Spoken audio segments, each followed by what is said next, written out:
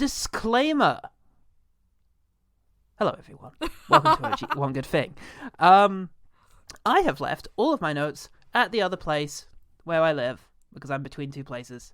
Ooh, how fancy. No, it's not like that. It's the family, It's not fancy the flat. at all. It's two not that fancy. palaces. My two palaces, and I left my notes at the summer house. Oh, So God. this is going to be a sort of loose improvisational episode. Ooh. If you want to hear some slightly better structured thoughts on The Exorcist Believer, you can watch Jen and the Film Critic, where I will be working from my notes for this. So that'll be an unusually long OGT episode just in the middle of Jen and the Film Critic. Otherwise, stay here for some freestyle jazz-style OGT. We love jazz. Oh my god. Just like Ryan Gosling.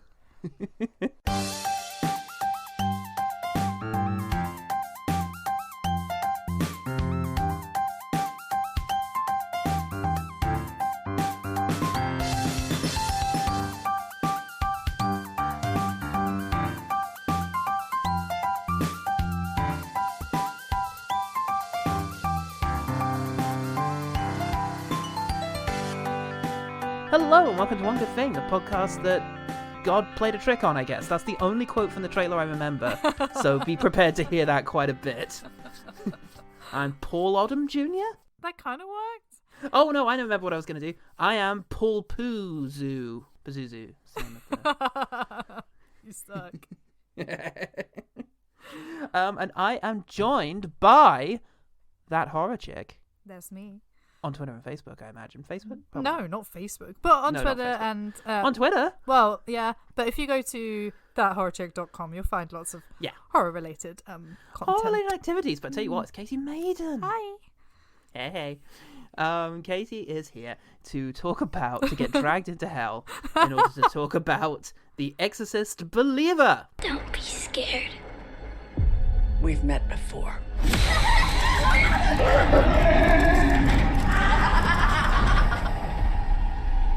Are you looking for Reagan? Are you looking for Reagan? Be born to now!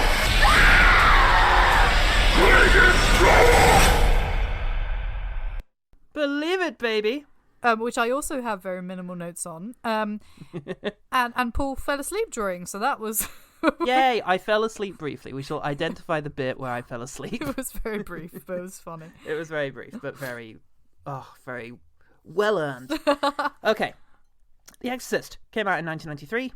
It was 1973, did I just say? Or did I say 1993? You said 93, but it is 73, as we know. Yes. It came out in 1973, was a massive, huge hit. Directed by William Friedkin, based on the book by William Peter Blatty. Then you get a second one, The Exorcist II: The Heretic, directed by John Borman, which was less well received and is one of the strangest films ever made. Then you have, so you get one each decade. The 70s one, that was the 80s one, and then in the 90s you get The Exorcist III: Legion, which is at various points not supposed to be an Exorcist movie, but was a follow-up. It was originally just called Legion, but anyway, that's William Peter Blatty, the writer of the first one, directing, and it's extremely good, the third Exorcist. It's really, really, really good. Very, very good. Even if it does exist, as it does, in a slightly incomplete form, because of reshoots and studio-mandated sort of requests to change things, and then the original film got lost. But even in its incomplete form, it's very spooky and scary and very good. The only worthy follow-up to the original Exorcist. Spoilers. I mean, I guess you're on One Good Thing, so you know this one isn't exactly like... You know what you're getting. It doesn't work out a little bit worse, though, because, of course, the noughties happened. Somebody once... and in the noughties... That was the noughties. In the noughties, we get two movies, which are the same movie, because basically Paul Schrader was commissioned to make an Exorcist movie. Test audiences found it boring, so they reshot it with an absolute hack named Rennie Harlan, and released it as Dominion, the prequel to The Exorcist or something like that.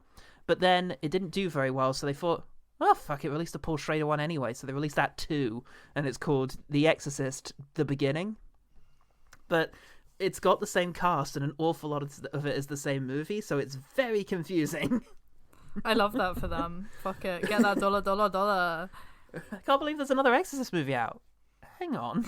Did we see this? Did we see this? Have we Exactly. seen this? Oh god, so surreal. Anyway, that was that. Wisely, they gave the 2010s a miss. So wise. And I actually also gave the 2010s a miss. oh god, My life. many of us should. A lot of ketamine. So much. Folks. I don't remember a lot of it, but nevertheless, I'm pretty sure that Mission Impossible was involved at least once.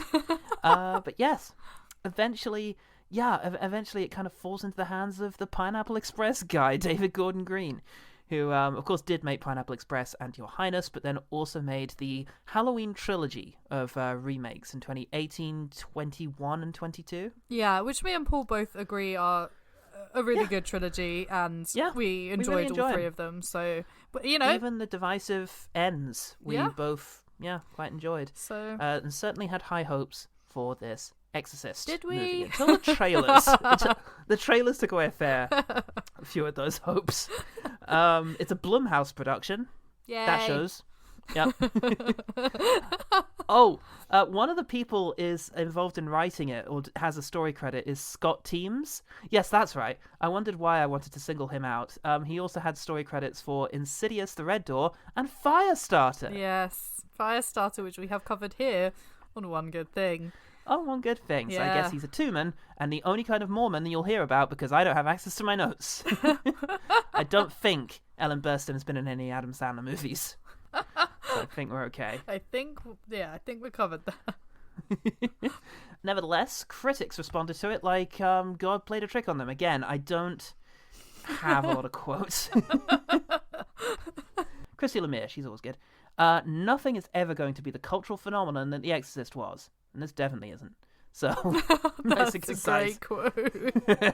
Amazing. I mean, like, we can just end it there, guys. That's the quote. Look, no one said this was going to be an easy task. And demonstrably it wasn't. Nobody has proven that more than you. Public, meanwhile, there's some crazy shit. There's a lot of religious folk in the Google reviews. Oh, yes, I'm sure there is. Yeah. Let me see if I can find anyone who's been in any way pithy. I mean, this is like when I wrote a blog about The Devil Made Me Do It, and someone came up in the comments of my blog, like, I was there, it really happened. And I was like, babes.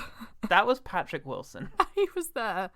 He actually, he doesn't age, Patrick Wilson's just the same dad, horror movie dad age. Doesn't. Constantly. Super doesn't. Constant dilf. Let's go with the one who's got the most... Oh my god. Anna Oop gave me STDs, Google said. What the fuck is your name, dude? Anna Oop. Can I swear on this one? I can swear on this one, right? Okay. You can swear on this one. Jen is the one. Okay, Jen is cool. the nice boy. Family-friendly one. This one. Yeah.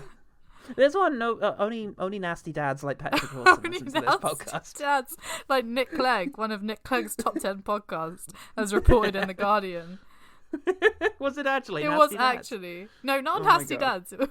This was one of Nick Clegg's top podcasts, and he's a nasty dad. He's a nasty dad. If you really want to enjoy this, you'll have to watch it with the eye of the 1970s. This is a 1-star review. Yes, this movie is considered one of the best horror movies ever made, but sadly, it's not true in the modern world. Oh, that's right. Anna Roop Gave Me STDs seems to be reviewing the original Exorcist film here. Oh. Yeah, I was confused. She's incorrect.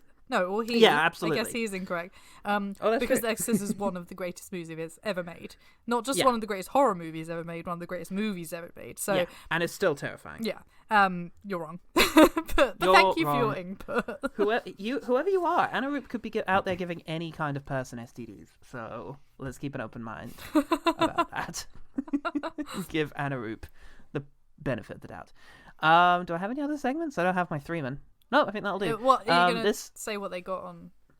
Yeah, sure. Yes, The Exorcist Believer has 5.1 on IMDb, 22% on Rotten Tomatoes, something similar on Metacritic from what I remember, 61% on Google. God help us. What the fuck? Good lord. And if I remember correctly, and I shall confirm it before I say it out loud, and you won't need to hear it because I'll just edit this out. Yeah. Oh yeah, it's already made a shit ton of money, but, well, I say a shit ton of money, it's made 100 million, but horror's cheap. Yeah. It's the only kind of mid-budget movie that gets made anymore, so it's already made 3 times its budget, so Nevertheless, there are discussions about whether David Gordon Green shall be involved in the subsequent films in the trilogy. Oh, it really is going to be a trilogy, isn't it? It is, certainly. Yeah. We've got The Exorcist Deceiver coming out in 2005. No. Are they going to rhyme? Are they all going to rhyme? Is it going to be like I hope Believer, so. Deceiver, What's the third one? Receiver? Receiver? I don't know. Oh my god. What else could it be? Belieber. Oh my god! And he's got like a guitar. Oh and my god. Oh, it's gonna be. That's it. That's the one. That's the one. Will there be a Taylor Swift cameo, though, and making this finally the Exorcist that we were all denied by the studios? Did you hear this? This movie was supposed to come out on the same day as the Eras tour, but they moved the date because they didn't want to do Exorcist in the Barbenheimer tradition. But I think really they moved the date just because they knew that if the Swifties found out that the Exorcist posed any kind of threat to Swift's box office, they would have torn the projection booths apart. They're crazy, and I'm one of them. Yeah. I'm crazy. Yeah, you would have torn the projection booth apart. I mean, look what you made me do, fucking Bloomhouse. So Katie, you God played a trick on you. Oh my gosh. What's one thing about The Exorcist Believer that made you think God had pulled a trick on you? I quite liked Anne Dowd. Uh-huh. Anne Dowd was you know her as the neighbour who is like a doctor or a nurse or something. One of the many inexplicable neighbours. Yes. I like her because she's in Handmaid's Tale. And in Handmaid's Tale, she is unbelievably terrifying. Uh-oh. That now every time I see her face in anything, I'm terrified. Yeah. So her being in this just made me scared. Like, I was like, oh my god. And then she ended up being a sympathetic character, and I was like, oh no, that's a shame because she scares me. But I thought as an actress, she did what she could with the script she was given. Obviously the script, there's parts of it, especially some of her parts, that were like, oh, just so badly written, and I was like, this is cringe. But she did what she could with it, and I quite liked her in it. So yeah, well, you got to respect that. But I tell you what, though, what's she up to? What happens in The Exorcist Believer? Believer. Believe it, baby. What happens? Oh, me? You want me to say? Okay. Yeah, what happens? What's in the movie? I've got no notes. I don't even remember. I was asleep. Well, let me start it off. Let me just paint you a scene, because we're in Haiti when we begin. Ooh, yes. That's a place where witchy things happen. Yeah, I know, right? And there according is to a colonialism. photographer and his pregnant wife, and they are having a lovely vacation, I assume. Vacay. And then, unfortunately, there is a massive earthquake. Oh no. And the photographer's like, oh no, where's my wife? And the wife gets stuck in the earthquake, and for some inexplicable reason she gets taken to the hospital, and they're like, we can either save your wife or the baby. It was a bad hospital. Cutscene, and you are how many years later? 13 years later? Or old enough for her to become 13 years later, old enough for her to become a teenager. A Linda Blairite. Yes, so like 12, 13, something like that. Yeah. They've got this good relationships, father, daughter, but the wife is obviously gone. She is lamenting her dead mother, wanting to know more about her. And how does she propose to learn more about her? Well, how can you learn more? Because the dad is super, lost his faith in God and is not really happy talking about it. Yeah. So there's a real kind of scarcity of conversation happening about that. Yeah, and he's in uncomfortable. this Western musical about Hamilton as well. So yeah, he's got a lot going on. He's got so much going Fortunately, the daughter befriends Linda Blair 3. The Christian one. The Christian Blair. Christian Blair is she's super Christian. Her parents are, I think, implied to be Donald Trump voting super Christians at one stage. And yes, they are. She, fortunately, like all super Christians, knows a lot about seances. Yes, she's like, look, let's go into this creepy woods after school. Yeah. Do a seance. You bring a picture of your mum and a scarf or whatever. We'll try and contact your mum, and then it will be gravy, right? It'll be fine. We'll have a chat. It'll be good. However, it's not all good. No. And they go missing. They're disappeared. They go disappearing. Yeah, there's a manhunt. What's his name? Hamilton Dad. He tries to engage. Aaron Burr tries to engage the MAGA parents in order to try and get them to seek out their kid as well, and that goes to a sort of sweary confrontation because this is the Pineapple Express guys. Yep. So there's a very nuanced conversation between them all, after which they eventually decide, all right, fine, we'll go find our daughters. So various things happen. around. They go and talk to homeless people. They go into the woods. They, do some witchy shit. No, some Christian witchy shit. To try and find it. Yeah, there's like a Christian witchy chick. Yeah. We meet a few more people. Yeah. We also meet friendly neighbor, Sweatpant Man. Yeah, he's played by one of the guys from the Dodgeball gang. Okay, we meet Dodgeball. What was the guy's name again? Ben Stiller's character in Dodgeball? Oh, White Goodman, that's it. White Goodman. So White Goodman, the neighbor. Then we've got also Nurse, who we've already named, right? Handmaid's Tale Nurse. Yeah, Handmaid's Tale Nurse. Handmaid's Tale Nurse. Elizabeth Moss. She's about. Do we have any other characters at this stage? We have the detective, right? We have the police involved. Yeah, but she's not like a massive character. Like, there's no point in like even dwelling on her much. She's around a bit, but she's mostly about like detective lady. Yeah. So we've got the two friendly neighbors. We've got the MAGA parents. We've got Aaron Burr dad. They're the main. They're the main like thrust. They're the main ones. The others will be about. Yeah. On the third day, they find the girls in a spooky barn. You know, you should always check the spooky barns. Yeah, like a farmer finds. Yeah, find the creepy ravines, all the spooky places first. And they seem really upset, and their feet are blistery. Yeah, and their hands are all like manky. Yeah, so they go to hospital, and they seem completely normal, smashing their hands against glass, staring off into the distance, that kind of thing. Saying things like, Little girl I hate things. you, Dad. Thing is, like, Aaron Burr's daughter, the one who survived the Haiti earthquake, she and her dad have been, like, had a really good relationship this whole time. Like, oh, it's so much fun. They hide from each other, and they have, like, banter. Ha, ha, ha. And now she's all, like... glad you're alive. And now she's all, like... withdrawn from him, and so we're like, what's happened? It must be spooky. Yeah, drama. You know that I love you, right? You know you can tell me anything. What were you and Catherine doing out there in those woods? I wanted to talk to Mom. Sometimes I hear her voice. You light a candle. Clear your mind. You just start speaking what the Spirit says to you. What does the Spirit say to you?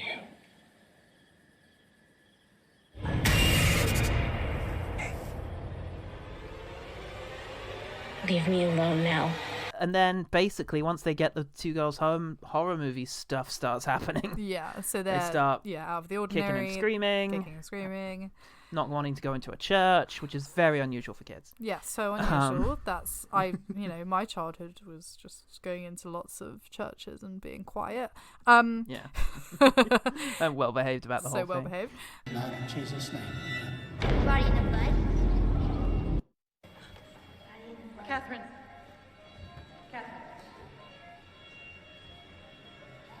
So we praise you tonight in Jesus' name. Body in the blood. The body in the blood. The body in the blood. The body in the blood. The body in the blood. The body in the blood. The body in the blood. The body in the blood. The body in the blood. The body in the blood. The body. That's right. The body in the blood. The body in the blood. Stop it. Yes. And then horror movie shit. And then Handmaid's Tale Nurse and Dad is like, hey, I read this book that happens to be by this mother whose daughter was it's called Exorcist. The Exorcist 2 The Heretic by John Borman. Find John Borman and have him get James Earl Jones to turn into a puma. Actually happens in The Exorcist 2. Oh my god. So why have I not seen this? Foreshadowing The Lion King somehow. Okay, so you got Ellen Burstyn, right? This is where we're going with this. She's written this book, obviously. Aaron Burr dad goes and visits Ellen Burstyn. Oh, incidentally, because Handmaid's Tale mum, Elizabeth Moss, has become convinced that the girls have gone to hell. In this movie. Elizabeth Moss is in this movie, and she plays the neighbor. And she's convinced that the girls have actually gone to hell. Also because one of the little girls knows about her past, knows that she had an abortion because she was going to be a nun, and then couldn't be a nun because she had sex time and had an abortion. Oh, don't do it, kids. Yeah, she didn't take her vows, just like in the Nun 1. Well, no, she does take her vows in the Nun, but it turns out you can resign in the Nun. Different Nun. Nun story. Audrey Hepburn's The Nun. It'll be ever such a nuisance if we get attacked by demons, says Audrey Hepburn. So, yes. In case you don't know, in case you decided that your first point of entry to the Exorcist franchise should be listening to this podcast, Jen, if you're watching, I guess, then... Hi, watching? Jen. Why are you watching? She's watching us right now. Oh my god, she can always see us, and I take comfort in that more than anything. Yeah, me too. Just in case, fucking Ellen Burstyn is the mum from the original Exorcist whose daughter Reagan got possessed by a demon named Pazuzu back in 1973. Hence the first movie, and now she's back. Yay! She delivers a lot of exposition. So much exposition, some of which Paul fell asleep during. Sure, some of which I did genuinely fall asleep during. You know what's hilarious is that all the way through the opening, like waiting for the girls to get possessed, I was like wide awake, paying attention, atmosphere. And then as soon as like horror movie stuff started happening, I was like, I'm going to bed. I literally remember doing the maths, like when he's wandering around the house or something, and it's obvious a jump scare is going to happen, and I'm being like, oh, should I stay awake until after the obvious jump scare, or shall I will I be able to sleep through it? And I managed to sleep through it. Yeah, no, there's a bit where he like watches, like he reads the book and then watches like a whole load of YouTube. That's what I miss. Yeah, and then like the two friendly neighbors come over and help him seek out and investigate. There are many dark forces in this world, Mr. Fielding. Not all of them are supernatural. I wake up every morning wondering where my daughter is, praying that I'll see her sweet face again one of these days. So he goes to her house, brings her back to look at the girls, and then into the franchise to bring her back into the franchise, and his daughter, you know, she's like, she knows who I am or something. Yeah, she knows who I am. Where's the other girl? I'm taking care of her at home. That's not a good idea. She's waiting for you. she scratches the word Reagan into the fence or something. They go to the insane asylum first to do the bit from the trailer where it's like, where's the other girl? You know, like Jurassic Park with the goat's leg on the top of the car. The best. So they do that, then they go to the house. And who is it who gouges out her eyes? It's is it Maga daughter? Yeah, Maga daughter gouges out her eyes. Right. And not Regan Aaron too. Burdad's all like, I'm sorry I brought you into this. And she was like, it's fine, I don't need my eyes. But basically that's what she says. I'm sorry, but basically, yes. Yeah. You must go on without me now. The studio couldn't afford me for another day. She did literally. She could have done all her scenes in one singular day. Oh god, another character. They interact with the church and get allocated a vicar. No, because there's two. So there's a vicar from the C of E. Yeah. And then there's a priest from the Catholic Church. And then there's the witchy Christian woman who we met like at the beginning, who all are basically forming this like mega Christian circle. Melting pot of a root work Christians. Healer is what I'm apparently reading that they are. Amazing. Nevertheless, is Christian. Yes. So, yes, they all get together in order to do some kind of exorcism. The church does say, maybe don't do this, maybe get psychiatric help. Yeah, the Catholic Church is like, we're not going to support you. So the priest has to like drive over there and be like, I can't do this because the church said no, but you, Anne Dowd from Handmaid's Tale, you could do this. And she's like, I was meant to be here and do this exorcism. And then she's like terrible and doesn't do it. And I was meant to sit in the car. So he goes and does that. Yeah. So every character we've named, literally all of them except Ellen Burstyn, get into a house together, strap the two girls to a couple of chairs, and proceed to yell for about 45 minutes. Yeah, we literally turned to each other and we were like, this is where the yelling starts. Like, this is where people yell at each Every other. Exorcist scene happens. Yeah, and that's what happens. They yell. Well, eventually the demon is like, you need to make a choice because God played a trick on you. It wasn't quite said like that. Hey, God made a trick on you, wasn't like dumb son of a bitch. It wasn't the beginning of a country song. God played a trick on you. Like, Now you're riding these girls right to hell. It wasn't like that. God played a trick on you. God played a trick on you. You need to... You got to choose which one of these girls gets to live. And Magadad's like, well, probably my girl, right? Yeah. And it's like, psych! Actually, we're going to kill the one you didn't choose. Oh, come on. God, you played a trick on it. Obviously, because it's the devil, dudes. Like, don't trust the devil. Oh my God. How does he ever get any business? Everybody knows that there's a stuff in there. What if he just one day really earnestly wants to like sell his car or something? Yeah, it's a Honda Civic, pretty good mileage. I just need an upgrade. You're the devil, though. There's gonna be something. Yeah. I'm gonna be a car in like a year, or like I'm gonna have to You're stay. gonna be a car. I seriously just want to sell the car. Yeah, you. You ain't get it. You see, you need to establish trust. That's what Satan never learned. Hashtag establish trust. So then the exorcism is sort of, I guess, successful. So hey, I'm gonna call this a win. Okay, so Aaron Burr kid does some upwards vomiting.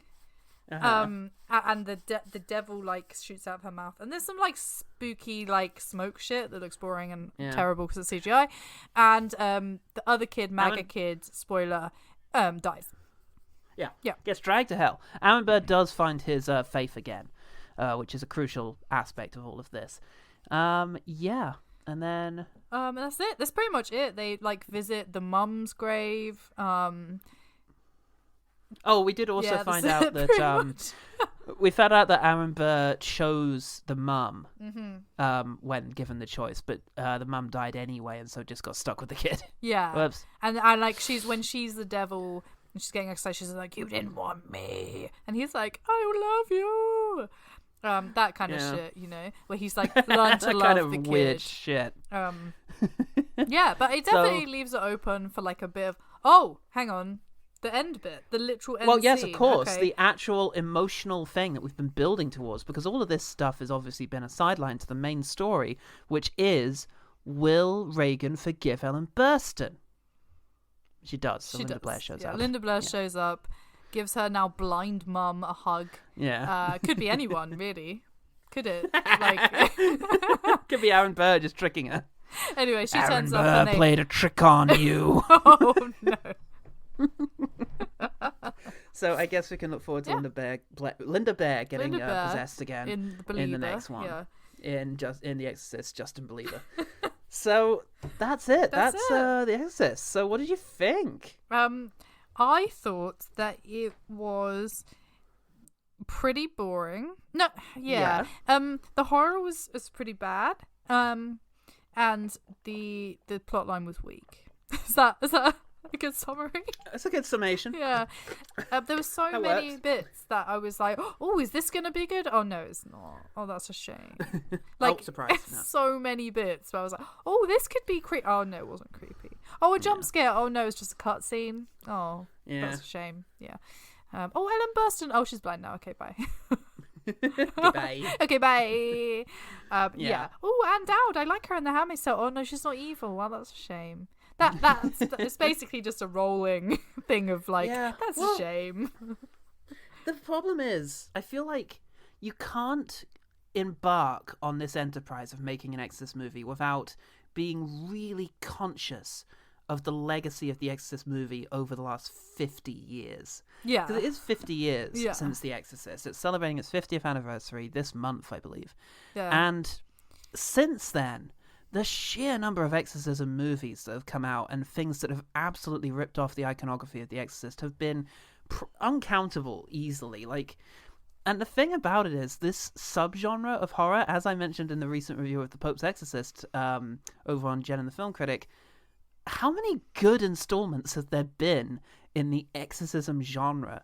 We all know the tropes. We all know that, a priest is going to show up and there'll be a young woman who's probably double jointed and yells a lot and swears and spits blood. And usually there's a period thing in there, which they do in this as well, which... Is there? Good Lord. Yeah, remember there's a bit where there's like blood pouring out of there. I think it's meant to be like imitating the abortion, but also it's ripping off the... God, I blanked It's that ripping out. off the original. It's in there, it's gross, and I think maybe you're meant to think of the horrible scene in the original with the crucifix. God, but that was all I horrible. thought about was the devil inside. Oh. So that's the legacy you're dealing with here. You're dealing with the devil inside, the last exorcism, every scuzzy straight to DVD horror movie that's come out in the past, in the past few years. So you've got a lot of baggage. So consequently, you've got to pull out something special. You really do have to try and sweep away all that baggage and find something fresh to do with all of these cliches. And this movie just doesn't. Yeah, what would have been really good is... So Aaron Burdad, he does not believe, hence the believer thing. And it would have been really good if they had just kept him a non-believer.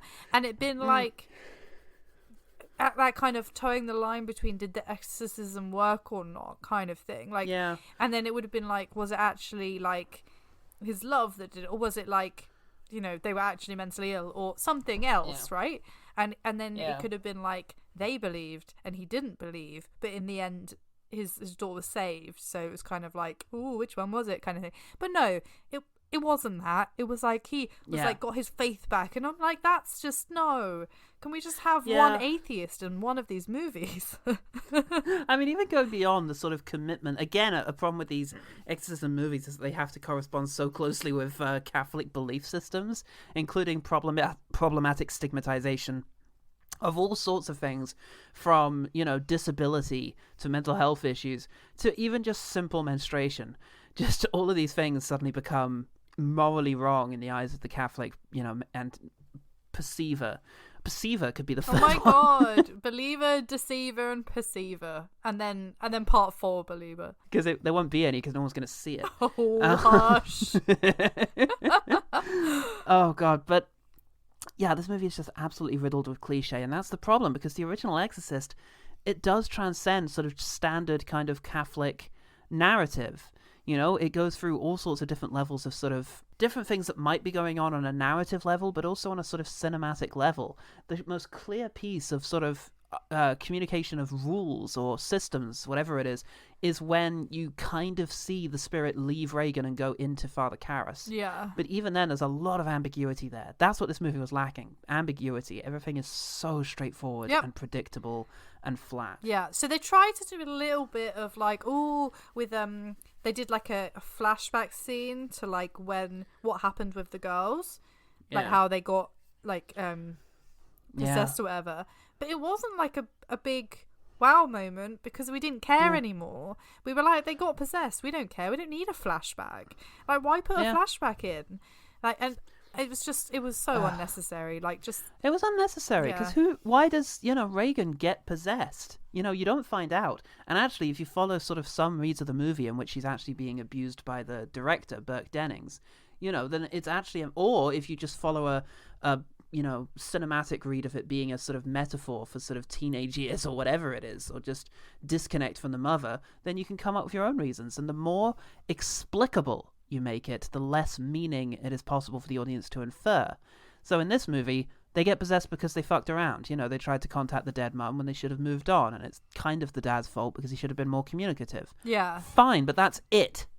That's it. That's all you've got. It's just there's no wiggle room for the audience to like think of other things or to imagine other things. And I think that kind of mysticism and being left to the imagination is what made The Exorcist so scary. Is the vagaries around the borders, and in this there are no vagaries. And just a lot of very cheap old scare effects. Yeah, and if you think of the mirror gag. Oh my god, the mirror, just like kind of like, it's a creepy face showing up in any kind, like just like, look, a creepy face, like whatever. Yep, and the music's doing too much heavy lifting. Every jump scare is like dun, dun, dun, and it's like, oh, fuck. It's just, I hate that kind of thing. There was only one jump scare that got me, and it was the opening moment. Like, the dogs. Yeah, so it was a black screen, and then there's some really loud barking dogs, and I was like, oh, Yeah, and then that was it. That was the biggest Which, jump again, scare of the it's just- movie. Again, just opening on an image from the first one, but whereas the fighting dogs in the Iraq sequence at the beginning of the first Exorcist is really sinister. It happens with like this rising moment of the score, and Max von Sydow was like staring at this massive statue, and you just don't know what it means. Yeah.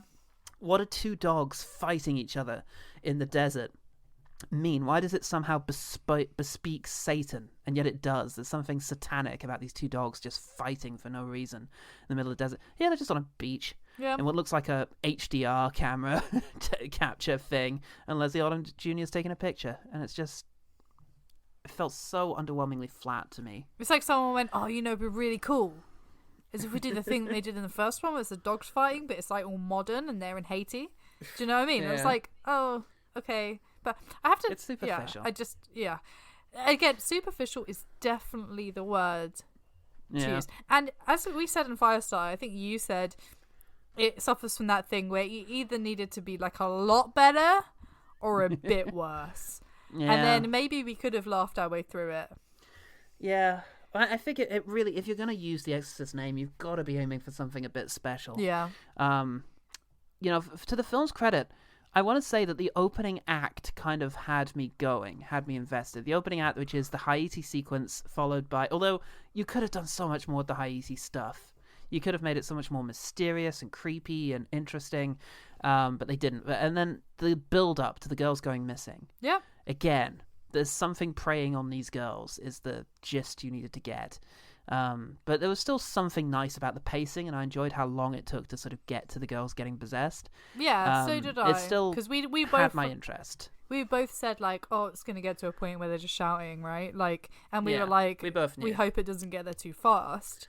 Yeah. And I also agree. I think the Haiti stuff was good. There was that emotional bit where the earthquake had happened, and there were like people Yeah. in the hospital, and like one of them had like a limb missing, and I was like, oh, that's sad. He's got a limb missing. Yeah. And then obviously the decision with the mum, obviously like Yeah. that's we knew that was going to happen because in the trailer there's just a dad and the kids, but Yeah. still like it was still bad. But you didn't know he was going to have agency in that decision. No, of course not. Yeah.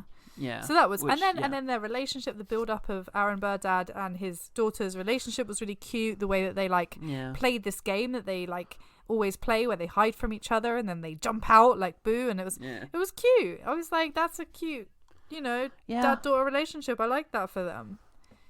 Well, let's take a little look at the first legacy sequel to Halloween, released in 2018, because the other two have been a bit mixed reception, but most people seem to agree that the first Halloween movie was a worthy follow-up and a good sequel. So what did that have that this didn't? Why was that a good sequel and this is a bad it one? wasn't trying to be the first Halloween movie, but it did have like elements of the first one. Obviously, Jamie Lee Curtis being the main element of that, but she wasn't there just for like, ooh, it's Jamie Lee Curtis. She was actually had agency and had a role in the movie. It wasn't like she was just a name that they wanted to be like, look who's back. Yeah. She was an actual character in the movie who had like her life had moved on in a certain way that was interesting. Yeah. And so we had that, and then we had the new characters who were related to her, but then had their like creepy storyline. So it was still taking that element of slasher, but putting it into the modern world, changing it so it had developed, and then using the old character in an interesting way, as opposed to just like making this completely bland storyline and using that character that they had for nothing, for no reason. Yeah, because I genuinely think that first Halloween could have worked perfectly well without Jamie Lee Curtis in it. Like, you could have absolutely told that story. I think the thing that the original Halloween sequel, 2016, I said 18 a few other times. I think it's 2016. I can't remember. No, it must have been 18. No, it must have been 8. I was 18, I'm pretty sure, yeah. Yeah, it was 2018. The thing that I think it did really well is cut through decades of derivative sequels and get back to what made the original one so scary, but update it for a sort of modern thing, which sounds, easier said than done. But at no point during Halloween did it feel cliched to me. It felt fresh. It got back to the idea that Michael Myers was this kind of symbolic, almost, entirely supernatural boogeyman who doesn't correspond to the laws of nature or to the laws of Earth. He is a cinematic shape that stalks our characters like some sort of archetypal, demonic figure. Yeah, he's Not like demonic, the human personification of evil, essentially. Yeah, absolutely. That's what he was, which is, and he can strike without warning, and is a good metaphor for sort of just death striking a community and the way in which the community responds to it. Here, it just doesn't feel like they got to the heart of this. They didn't get to what is it that actually makes the first Exorcist as frightening as it is, and they got absolutely wrapped up in the idea that it needs to be all about the rules and the specifics and, that kind of thing. And it just ends up being a very boring, very exposition-heavy slog in a situation where you have no emotional connection to the characters, because The Exorcist is ultimately all about two characters. Father Karras struggling with his faith and the idea of being able to do good in the world as a man of God, and dealing with a tremendous amount of guilt from his mother as well. And Ellen Burstyn's character, Chris McNeil, terrified, trying to help her daughter, and also dealing with a lot of grief as well, because she's worried that she wasn't as good a mum as she could have been. So, two characters sort of along the same path here, both of whom are hoping to be redeemed by this last desperate act, the exorcism, and neither of them are entirely sure it's going to work or not. That's your emotional through line for the story. Here, there's stuff going on. There's lots of things you can say, but did the movie take the time to actually make you feel any of it? Do you feel Leslie Odom Jr.'s guilt that you don't really find out about until the end? Do you feel his panic for his daughter, all the MAGA parents? And it's weird that they're in it without being developed at all. And it's so weird because Leslie Odom Jr., I mean, you haven't seen Hamilton, but I have. No. And his emotion in that, and his passion and power, because he's the driver of the story. The story is obviously Aaron Burr's shooting of Alexander Hamilton, and his emotion through the whole thing is just perfection. But in this, he was, I think you said, a passenger in this movie. He was passive. He had nothing to do pretty much because he was the unbeliever. Everybody else was driving the exorcism, so he was just kind of hanging out. Yeah, the agency for what happens in the story is entirely given over to these weird secondary characters who seem very personally invested for reasons we don't fully understand. It's the neighbor characters. It's a very strange set of circumstances, and I don't know why why it was so difficult to. Why did we prioritize this over the Eras tour? I know, right? It's all right. We have tickets, guys. Don't worry. We're on the wrong side of the Exoswift. All right, look, let's get to quick firing what we remember liking about it's a short The list. Exorcist I'm sorry. Believer. It is because this is one of the very few times we've reviewed a film that's still in the cinemas. This and The Meg 2. We did The Nun 2. And Assassin's Creed. And The Nun 2. No, we reviewed The Nun. Oh, yeah, we did The Nun, yeah. Yeah. So, yeah, it's relatively rare, but nevertheless, yes, the list is short. The list of good things is relatively short. Quick fire. Pow, pow, pow. We've always talked about this, but I like the bit in Haiti. It was Katy. pretty, actually, and the earthquake was kind of scary, and the mum was all beautiful and flowing around and glowing with her pregnancy, and I was like, oh, this isn't gonna go well, I don't like it, kind of thing. So yeah, I mean, it was a good opener, I think. Yeah, absolutely. I like the bit where the girl says, God played a trick on you. That was it was a spooky line, good for the trailers. Yeah. Didn't end up coming to much because the trick felt a bit arbitrary, but nevertheless, yeah. And I like whoever they've got doing the sort of Mercedes McCambridge voice. Mercedes McCambridge voice. Yeah. I liked... Okay, this is a cheat because it was actually not really something I liked in the movie, but it made our experience funnier. There was a bit where the magma chick is brushing her teeth. Yeah. And her mum goes... Oh, God.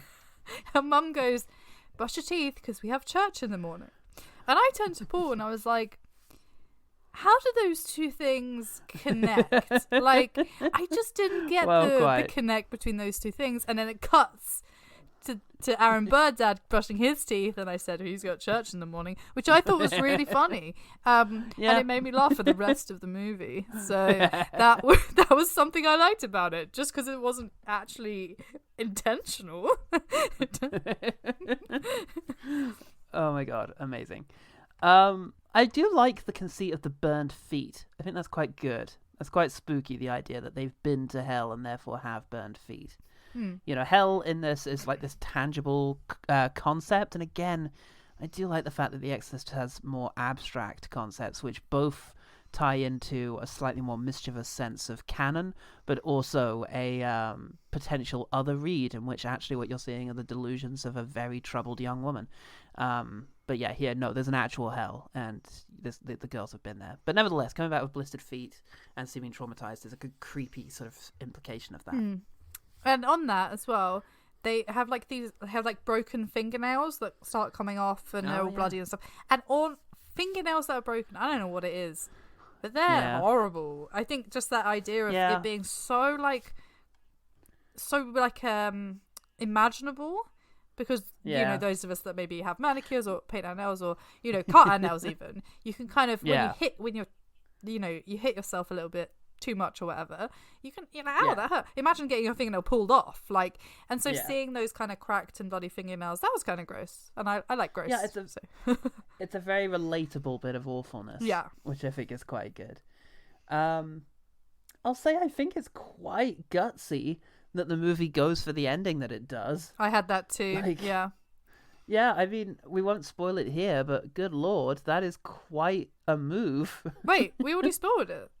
Oh, so we did. Yes, okay, we will spoil it here. The idea of ending with the little girl getting dragged to hell is quite a maneuver.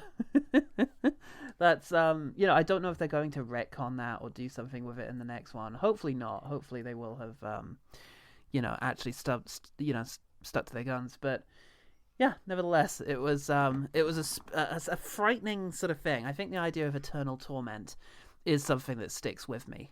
So, yeah, I mean, you're gonna have it one day, so, you know. I know, right? It's I'll be there too, so maybe we can make it fun.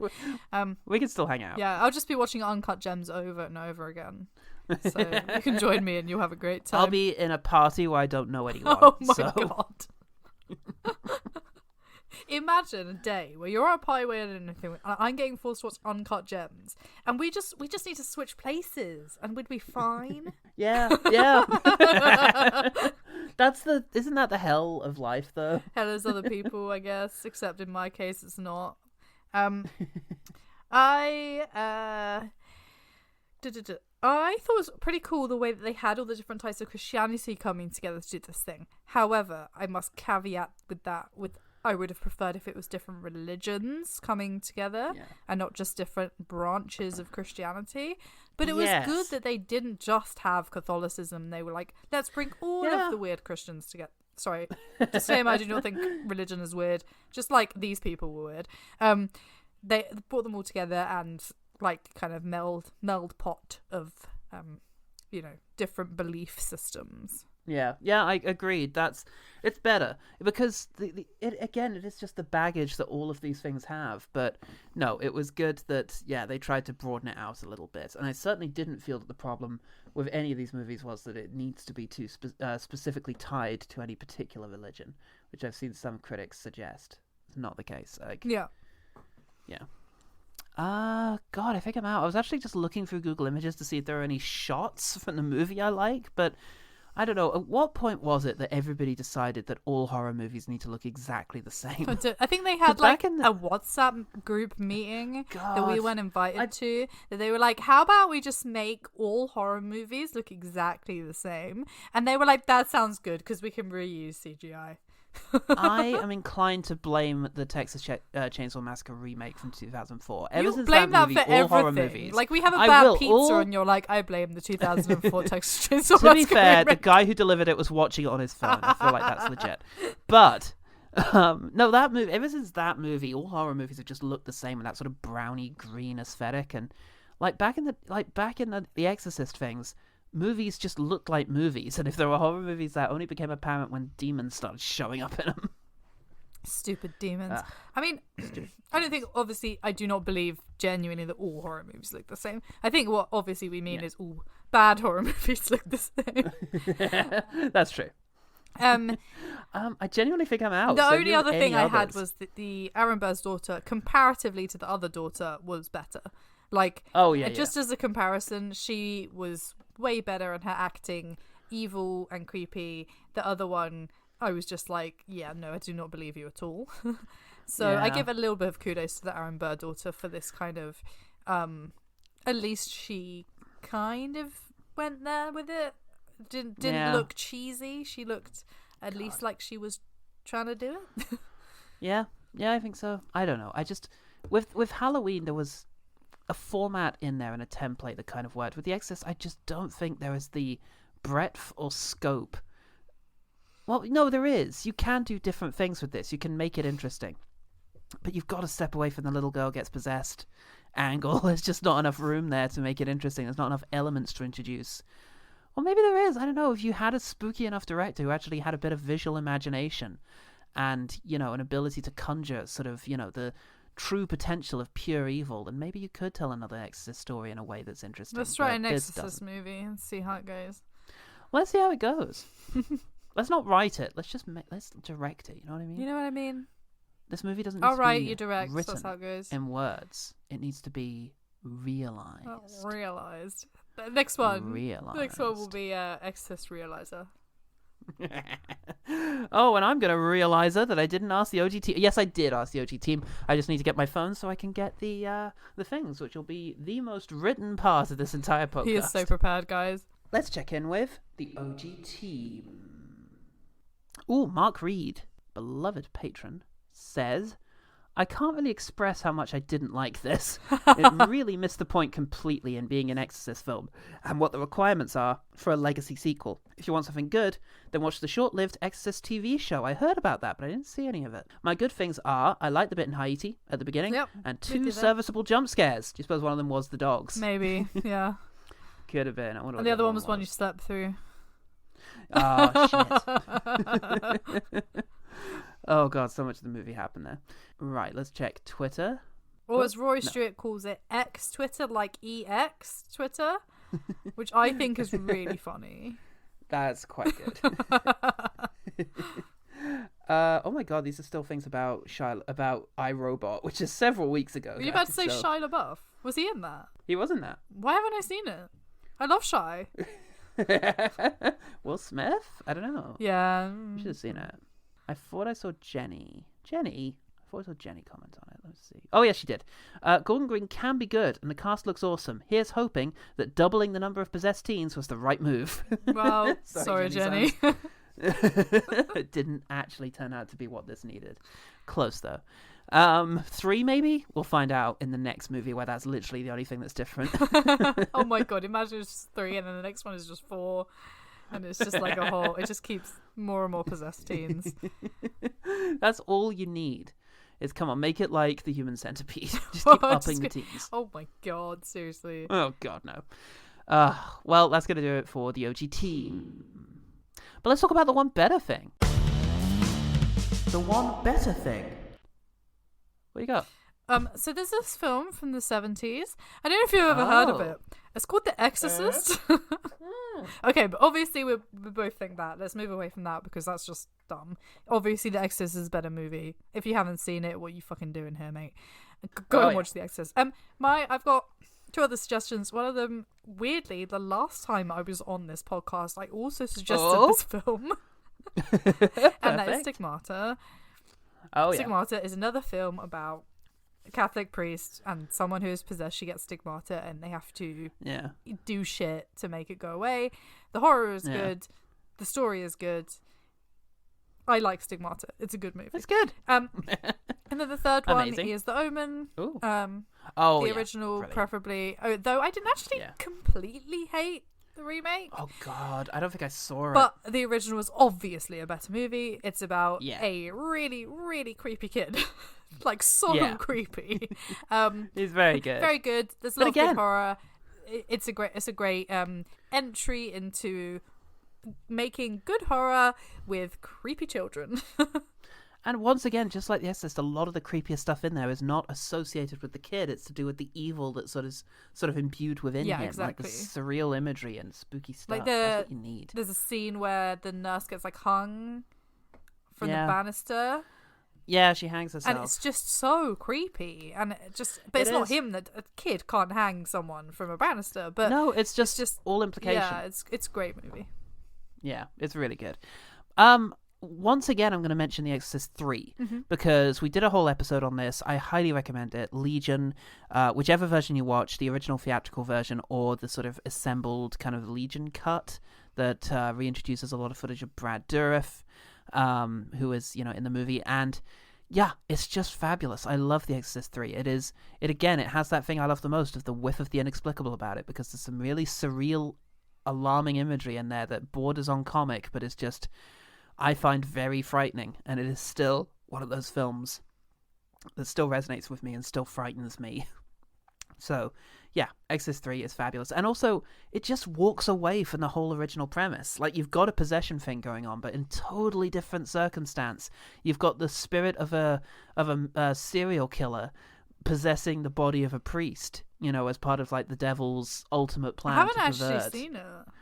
It's so good. Yeah, I know we've talked so about much. it before, and I definitely should watch it. So maybe we could watch it together. We should. We absolutely should. And it has one of the scariest jump scares of all time. Amazing. Let's watch it as soon as possible on your giant Let's screen. watch it very soon. Yes, I've got it on Blu-ray. Let's do it. Excellent. Okay. That's it. Well, I think that's going to do it for the OGTeam. Well, for the One Better Thing. That's the one. Katy, how can people find out more about That Horror Chick? Just go to thathorrorchick.com. That's my blog. I basically just review horror films, and sometimes I do old ones, sometimes I do new ones. I'll probably do something on this, but a bit more structured. And also I did a review about Poor Things, which I know isn't exactly a horror movie, but I was like, this is good enough for me to break tradition. So I have got a review about Poor Things on there, and you can go to Horror Chick blog on Twitter to find me. Yesterday I don't tweet like at all, pretty much, because I hate it. I only basically tweet my blogs, but I did give a shout out to Cineworld, which I'd like to do again, because yesterday I reported somebody filming and they escorted him out. Yay! And I was like, yes, Cineworld. I was so like, that was the best bit of the Creator movie. So thank God, finally they do something. Amazing. What about you? Where can they find out about One Good Thing? Oh my God, One Good Thing. It's OGT Pod is all you need to know. Type that into anything you like, and you'll get lots of information about us, including Twitter, Facebook. We're not on Instagram. We're not on Snapchat. We're not on TikTok. Sorry. We're very old. I think you do have an Instagram account, but it hasn't been updated in like many years. Oh my God, that does ring a bell. Oh, because I made an Instagram account for my blog, and I was like, I'll search for you guys. But then I never updated my Instagram for my blog, so we're both just there in stasis, like not doing anything. If any of you would like to manage our Instagram accounts for us, please do. Preferably someone who owns cats. I feel like that's the thing mainly. Yeah, that's what we need for traction. That's the main thing. Traction. Catching traction. I'm catching traction.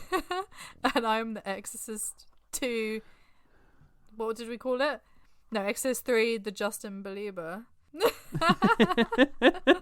And remember, the one good thing about the Exorcist Believer is... Oh, is it the bit where the chick says God played a trick on you? Because I thought that was quite good. It can be that. What's the... That'll do. That'll do. Bye, everyone. Bye.